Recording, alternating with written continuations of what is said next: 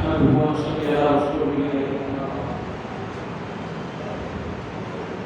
الله رب العالمين تبارك وتعالى شكرا يا الله رب العالمين تبارك إسنا معافي له وجه الله في التنفس جل شكرا الحمد لله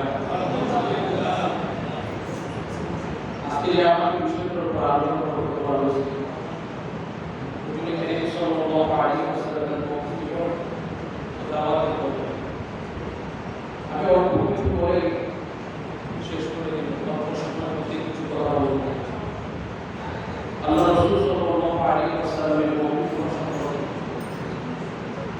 আল্লাহ রাসূল সাল্লাল্লাহু আলাইহি ওয়াসাল্লামের নবুয়তের পরে 13 বছর হুজুর করিম সাল্লাল্লাহু আলাইহি ওয়াসাল্লামের জীবন হুজুর করিম সাল্লাল্লাহু আলাইহি ওয়াসাল্লাম এই 13 বছরের মধ্যে প্রথম 3 বছর আল্লাহ রাসূল সাল্লাল্লাহু আলাইহি ওয়াসাল্লাম গোপনে দাওয়াত প্রচার করেছেন। এরপরে দ্বিতীয় বছর পরে 2 বছর আল্লাহ রাসূল সাল্লাল্লাহু আলাইহি ওয়াসাল্লাম প্রকাশ্যে দাওয়াত শুরু করেছেন। এরপরে 5 বছর আল্লাহ রাসূল সাল্লাল্লাহু আলাইহি ওয়াসাল্লাম কঠিন জুলুম ও নির্যাতনের শিকার হয়েছেন। এই 5 বছরের মধ্যে তিনার পরিচয় চাচা হযরত আবু তালেব এবং তিনার পরিচয় বিবি আমাদের ফাতিমা রাদিয়াল্লাহু তাআলা আনহা হয়েছেন। এবং শেষের 3 বছর আল্লাহ রাসূল সাল্লাল্লাহু আলাইহি ওয়াসাল্লামের জন্য তিনার পুরো হায়াতের জীবনের মধ্যে সবচেয়ে শেষের 3 বছর বেশি কষ্টের মধ্যে জীবন যাপন করেছেন।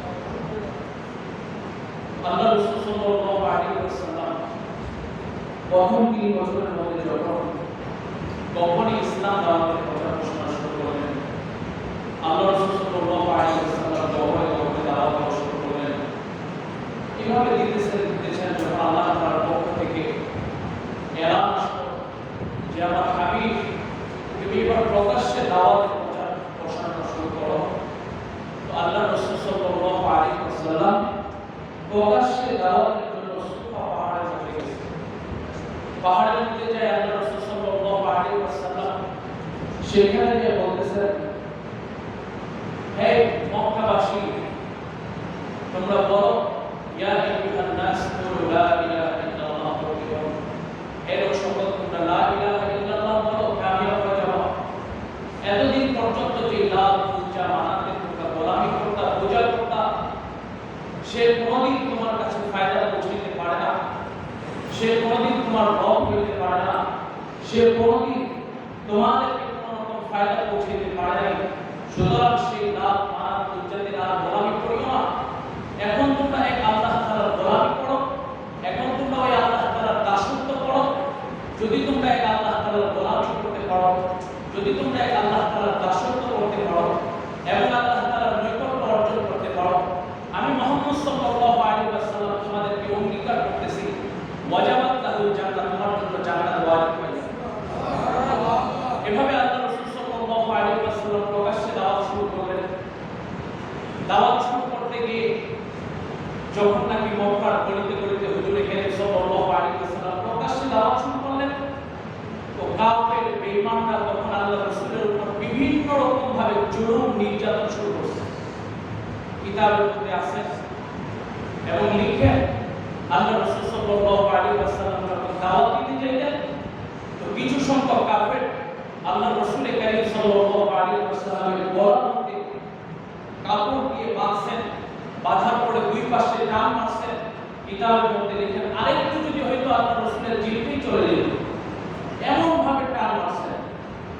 আবার আল্লাহ রাসূল সাল্লাল্লাহু আলাইহি ওয়াসাল্লাম যখন আল্লাহ তাআলার কুদরতি পায়ের মধ্যে সিজদা দিতেন, অর্থাৎ আল্লাহ তাআলার নৈকট্য অর্জন করার জন্য যখন হুজুর করিম সাল্লাল্লাহু আলাইহি ওয়াসাল্লাম একটু মেহনত করতেন, তো কাফেররা এটা বরদাশত করতে না, সহ্য করতে পারে না যে মুহাম্মদ কার গোলামি করে, মুহাম্মদ কার দাসত্ব করে, মুহাম্মদ কেনই বা সেই মনিবের দাসত্ব করবে। সেজন্য কোনোদিন দাসত্ব বন্দেগী না করতে পারে, সেজন্য কোনোদিন আল্লাহ তাআলার নৈকট্য অর্জন না করতে পারে। এজন্য আল্লাহ রাসূল যখন সিজদা দিতেন উটের নাড়ি টুড়ি সমস্ত যত ময়লা জিনিস আছে আল্লাহ রাসূলের মাথার উপর এমন ভাবে কষ্ট দিয়েছেন। এক সাহাবী এসে বলতেছেন, ইয়া রাসূলুল্লাহ, আপনি বেঈমানদের জন্য বদদুয়া করেন? আল্লাহ রাসূল সাল্লাল্লাহু আলাইহি ওয়াসাল্লাম বলেন, আরে বোকা, আগের জামানার মানুষের উপর তো দ্বীনের দাওয়াত দিতে যায়, মাথার উপর পরাত চালাইছে, তারপর কোনদিন আল্লাহ রাসূল সাল্লাল্লাহু আলাইহি ওয়াসাল্লাম পূর্বের কোন নবী কোন উম্মতের জন্য বদদুয়া সহজে করতেন না। আর আমি তো ওমা আরসালনাকা ইল্লা রাহমাতাল লিল আলামিন, আমি তো পশ্চিম কালো আমার উম্মতের জন্য কোনদিন বদদুয়া করব না। এজন্য এখান থেকে একটা মাসআলা আমাদেরকে শোনা দরকার, যে যুগের যেই সমস্ত ওলামায়ে কিরাম আজকে জুলুম নির্যাতন তারা বন্দী হয়, এরা জাতির জন্য কোনোদিন বদদুয়া চায় না, জাতির জন্য কোনোদিন তারা খারাপ চায় না। আল্লাহ কসম করে বলে, যদি তারা জাতির জন্য খারাপ চাইতেন তখনই দুনিয়া আল্লাহ তাআলা ধ্বংস করে দিতেন। ঠিক বুঝে আসছে? এই জন্য আল্লাহ রাসূল সাল্লাল্লাহু আলাইহি ওয়াসাল্লাম দাওয়াত দিতে যে বহুত কষ্ট সহ্য করেছেন, বহুত রকম নির্যাতন আল্লাহ রাসূল সাল্লাল্লাহু আলাইহি ওয়াসাল্লামের উপর চালানো হয়েছে। মক্কায় যখন আল্লাহ রাসূল সাল্লাল্লাহু আলাইহি ওয়াসাল্লাম ইন্টারন্যাশনাল ভাবে দ্বীনের দাওয়াতের প্রচার ঘোষণা শুরু করতে চাইলেন, আল্লাহ রাসূল সাল্লাল্লাহু আলাইহি ওয়াসাল্লাম কাবা শরীফের মধ্যে গেলেন। তৎকালীন জামানার বিশাল বড় একজন জাদুকর, তিনার নাম হলো সিমাক। মক্কার কাফেররা সিমাককে বলল, সিমাক, আমাদের আল্লাহ রাসূলকে তুমি এরকম মাথার সমস্যা আছে, একটু সিক প্রকৃতি। আল্লাহ রাসূলকে এটা বলছে, আস্তাগফিরুল্লাহ, আল্লাহ রাসূলের নামে এগুলো প্রচার ছড়াচ্ছে যে তিনি পাগল, তিনি জাদুকর, তিনাকে যদি তুমি একটু ফু দাও, দেখো তার মাথাটা ঠিক করা যায় না। তো সিমাককে যখন এই কথা বলছে, ঠিক আছে, সিমাক বলতেছে যে অবশ্যই আমি চেষ্টা করব, আল্লাহ রাসূলকে দেখলে একটু মাথায় ফু দিব, ইনশাআল্লাহ আমার ফুটে ঠিক হয়ে যাবে। তো ঘটনা চক্রে একদিন হুজুর সাল্লাল্লাহু আলাইহি ওয়াসাল্লামের সাথে জিমাতের পরিচয় হয়ে গেছে, দেখা হয়ে গেছে। এবার জিমাত আল্লাহ রাসূলকে বলে, ও তুমি ওই পাগলটা না যার মাথার সমস্যা আছে? এবার আল্লাহ রাসূল সাল্লাল্লাহু আলাইহি ওয়াসাল্লাম বলে, জি, আমাকে ওই আরবের মানুষরা পাগল বলে। আচ্ছা তুমি কি জিমাত, তোমাকে কি আমাকে ফু দেওয়ার জন্য বলা হয়েছে? তো আল্লাহ রাসূলের এই কথা শুনে অবাক হয়ে গেছে। আরে আমাকে তো এই কথা বলছে আরবের কাফেররা, এটা মুহাম্মদ কিভাবে জানলো? সে তখনই তাসবি লাগে গেছে, বেচাইন হয়ে গেছে, আরে কি ব্যাপার? এবার আল্লাহ রাসূল সাল্লাল্লাহু আলাইহি ওয়াসাল্লাম যখন জিমাত করতেছেন, বলতেছেন, মুহাম্মদ তুমি নাকি পাগল? তো বলতেছেন, না আমি তো পাগল না, আমি কিছু কথা তোমাকে বলতে চাই। বলে, বলো কি? বলে, ইন্নাল হামদালিল্লাহ নাহমাদুহু ওয়া নাস্তাঈনুহু ওয়াহদাহু লা শারীকা লাহু। যখন এই কথাটা বলছে, তো জিমাত বলতেছে, এত সুন্দর বাণী আমার জীবনের মধ্যে, মক্কার মধ্যে আমি সুন্দর, এত সুন্দর সুমিষ্টি ভাষী, এত সুন্দর ভাষা কোনোদিন শুনি নাই। সঙ্গে সঙ্গে জিমাত বলে, যাই মুহাম্মদ সাল্লাল্লাহু আলাইহি ওয়াসাল্লামের এত সুন্দর ভাষা হইতে পারে, এত সুন্দর ট্রান্সলেট হইতে পারে, সেই মুহাম্মদ সাল্লাল্লাহু আলাইহি ওয়াসাল্লাম কোনোদিন পাগল হইতে পারে না, সে কোনোদিন জাদুকর হইতে পারে না, সে কোনোদিন জাদুকর বা অন্যান্য কিছুই হইতে পারে না। তাকে যেইভাবে হোক তার হাতে আমাকে হাত দিতে হবে এবং কালিমা পড়ে আমি মুসলমান হয়ে যাব। সঙ্গে সঙ্গে জিমাত আল্লাহ রাসূলের হাতে হাত রাখছে আর কালিমা পড়ে, আশহাদু আল্লা ইলাহা ইল্লাল্লাহ ওয়া আশহাদু আন্না মুহাম্মাদান আবদুহু ওয়া রাসূলুহু, সঙ্গে সঙ্গে জিমাত বলছে আর সঙ্গে সঙ্গে সবাই মুসলমান হয়ে গেছে। এরপরে আল্লাহ রাসূল সাল্লাল্লাহু আলাইহি ওয়াসাল্লাম যখন কাবা শরীফের মধ্যে, অর্থাৎ ইন্টারন্যাশনাল জায়গায়, আরবের তৎকালীন জামানার সবচেয়ে দামি জায়গা হলো কাবা শরীফ। তো কাবা শরীফের মধ্যে হুজুর সাল্লাল্লাহু আলাইহি ওয়াসাল্লাম কোরআন তেলাওয়াত করতেন। তেলাওয়াত করতেন কেমন? ইয়াসিন ওয়াল কুরআনিল হাকীম ইন্নাকা লামিনাল মুরসালিন। তো আরবের গলিতে গলিতে মহিলা পুরুষ সবাইকে আল্লাহ রাসূলের কথা শোনার জন্য পাগল হয়ে যেত, পেরেশান হয়ে যেত। এত সুন্দর কণ্ঠওয়ালা আমার জিন্দেগির মধ্যে আমি আর কখনো দেখিনি। সবাই পেরেশান হয়ে যেত, আরে আল্লাহ রাসূলের এত সুন্দর তেলাওয়াত। তৎকালীন জামানার ইন্টারন্যাশনাল যারা কাফের আছে, এরা একটা পরামর্শ সভার মধ্যে বসলো। পরামর্শ সভার মধ্যে বসছে যারা একদম হাই সোসাইটির মানুষ, হাই সোসাইটির কাফের, এরা পরামর্শে বসলো যে আল্লাহ রাসূলকে কি এমন উপাধি দেওয়া যায় যে উপাধির কারণে মক্কার মধ্যে দাওয়াত প্রচার প্রসারটা বন্ধ করতে পারে। তো সেদিন দাওয়াতের যিনি বিচার প্রধান ছিল, তিনার নাম হলো ওয়ালিদ ইবনে মুগীরা। তিনাকে সবাই নিযুক্ত করলো যে আপনি যেহেতু মুরব্বী, আপনি আজকের দিনের জিম্মাদার। তো হুজুর সাল্লাল্লাহু আলাইহি ওয়াসাল্লামের খেয়াল নিচ্ছে যে হুজুর সাল্লাল্লাহু আলাইহি ওয়াসাল্লামকে কি বলা যায় বলো। তো সবার কাছে খেয়াল নিচ্ছে। তো একজন বলে হুজুর সাল্লাল্লাহু আলাইহি ওয়াসাল্লামকে জাদুকর বলে উপাধি দেওয়া হোক। তো হুজুর সাল্লাল্লাহু আলাইহি ওয়াসাল্লামের এই কথা শুনে ওয়ালিদ ইবনে মুগীরা বলে, না, হুজুর সাল্লাল্লাহু আলাইহি ওয়াসাল্লামকে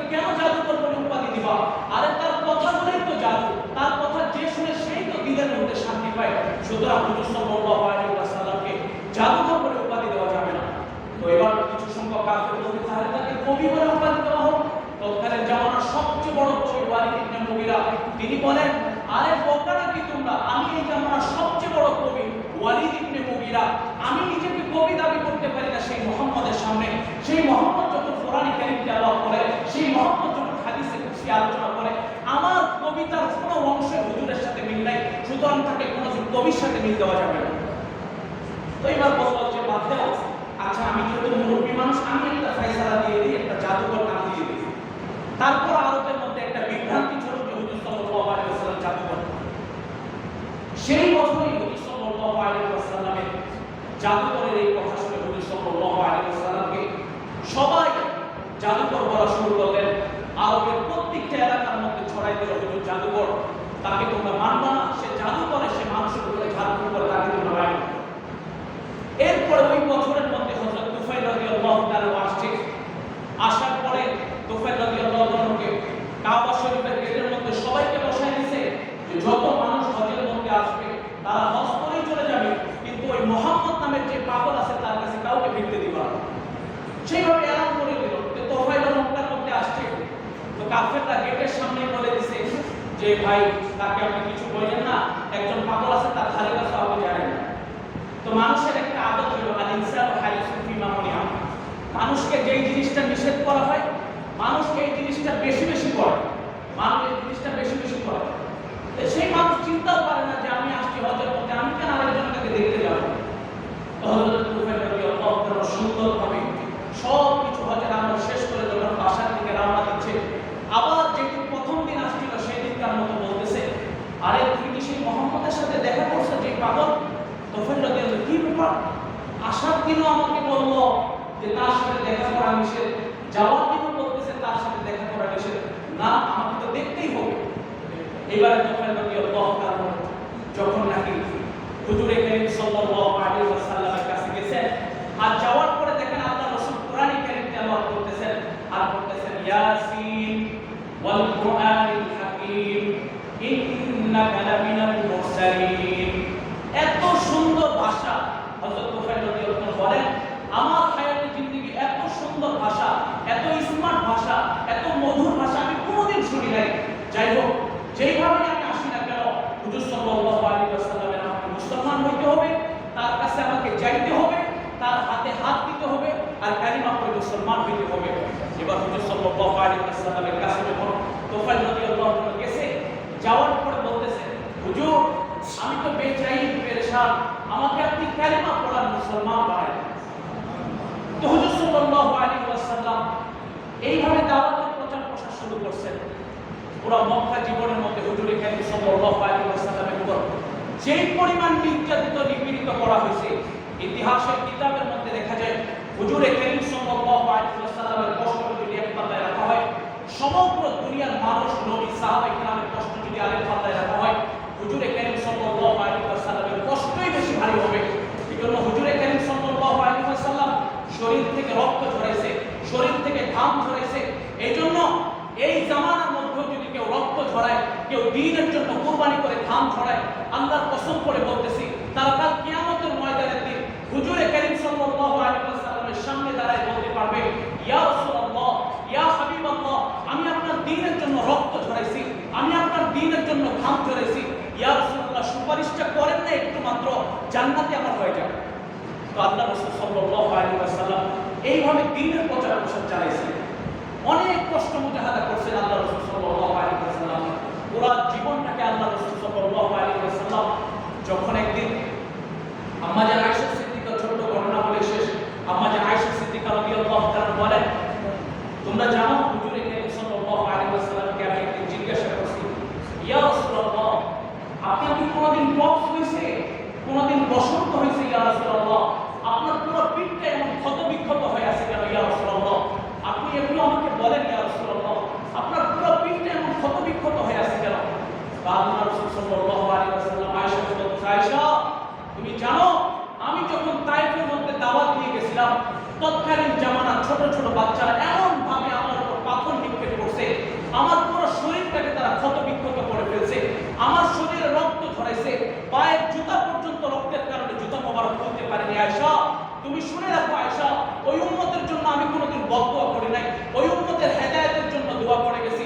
কিয়ামত পর্যন্ত যত উম্মতে মুহাম্মাদি এই হেদায়েতের জন্য একদল মানুষ মেহনত করবে, কাল কিয়ামতের দিন আমি মুহাম্মদুর রাসূল কারীম সাল্লাল্লাহু আলাইহি ওয়াসাল্লাম সেই উম্মতের জন্য সুপারিশ করব আর তাদেরকে একসাথে জান্নাতের মধ্যে নিয়ে যাব। সুবহানাল্লাহ। এই পরিমাণ মেহনত করছেন আল্লাহ রাসূল সাল্লাল্লাহু আলাইহি ওয়াসাল্লাম।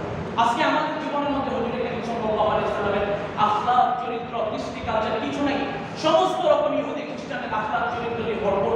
এইজন্য আসেন সিরাতুন নবীর মধ্যে হুজুর কারীম সাল্লাল্লাহু আলাইহি ওয়াসাল্লামের পুরো জীবন আদর্শ নিজের মধ্যে গড়ে পুরো জীবনকে দামি বানাই।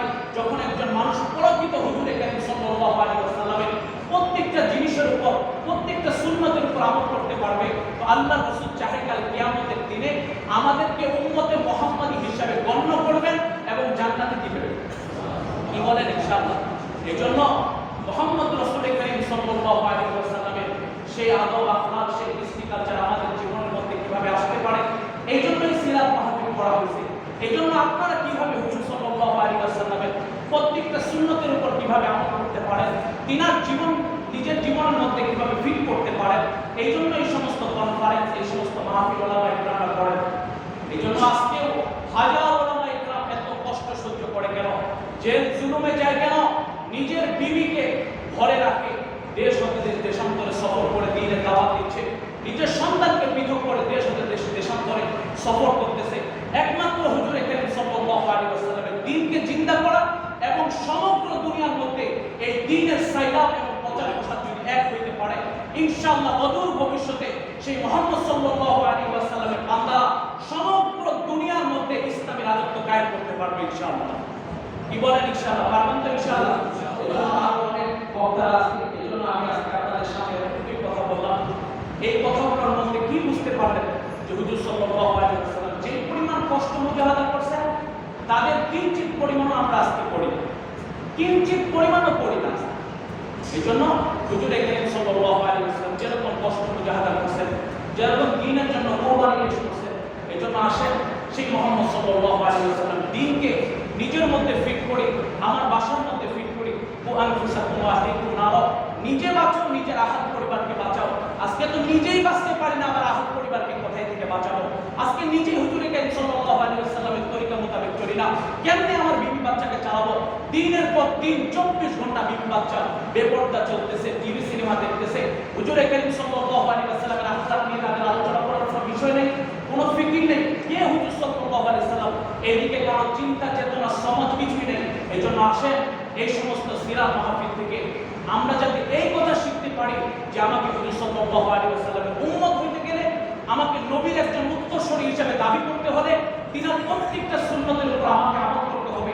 তিনি যেভাবে দ্বীনের জন্য কষ্ট মুজাহাদা করেছেন, তিনি যেভাবে দ্বীনের জন্য কুরবানি দিয়েছেন, এইভাবে আমরা সবাইকে আল্লাহ তাআলা করার তৌফিক দান করুন। ওয়া মা তাওফীক ইল্লা বিল্লাহ।